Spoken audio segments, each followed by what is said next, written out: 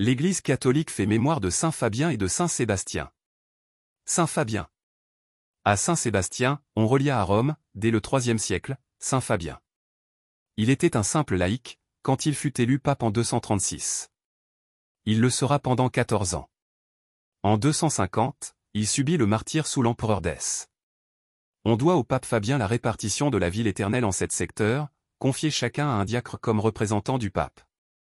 Fabien s'était également occupé de l'aménagement des cimetières de Rome et du culte des martyrs.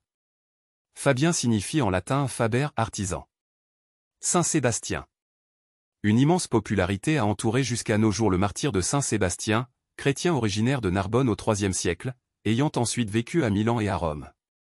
De nombreux autres Saint Sébastien illustrèrent ce prénom, qui signifie en grec honoré. Celui que nous fêtons aujourd'hui offrit sa vie au Christ le 20 janvier, sans doute en 288.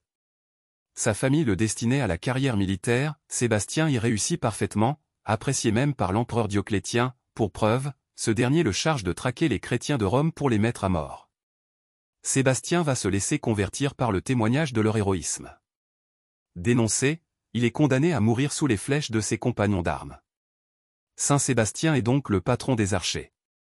Autour de ce noyau historique, la légende a brodé avec magnificence. Cette légende a été reprise au XIXe siècle par le cardinal Wiseman, dans son célèbre roman, Fabiola. On y racontait que Sébastien, beau et jeune capitaine de la garde de Dioclétien, livré aux archers à cause de sa conversion au Christ, avait bien été criblé de flèches mais qu'il fut recueilli et sauvé par une veuve chrétienne, Irène. Guéri, Sébastien aurait eu l'audace de se manifester à l'empereur. Bouleversé de voir son capitaine ressuscité, Dioclétien, furieux d'une telle provocation, ordonna qu'on l'abatte comme un chien, le jetant dans les égouts de Rome.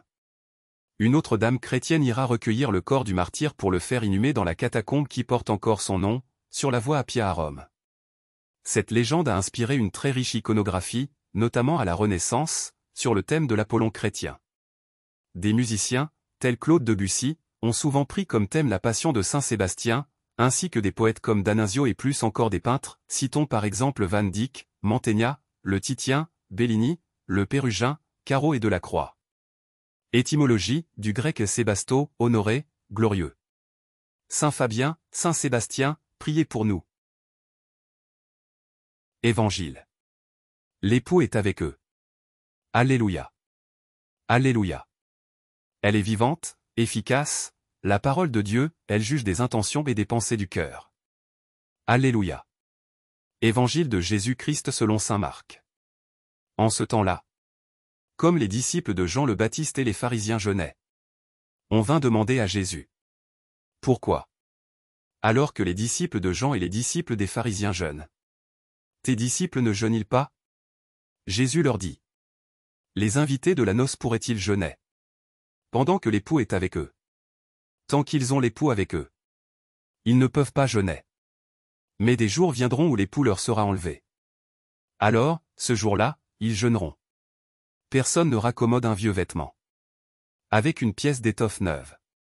Autrement le morceau neuf ajouté tire sur le vieux tissu. Et la déchirure s'agrandit.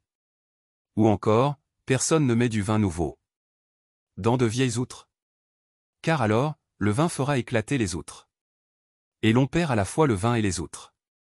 À vin nouveau, outre neuve. Acclamons la parole de Dieu.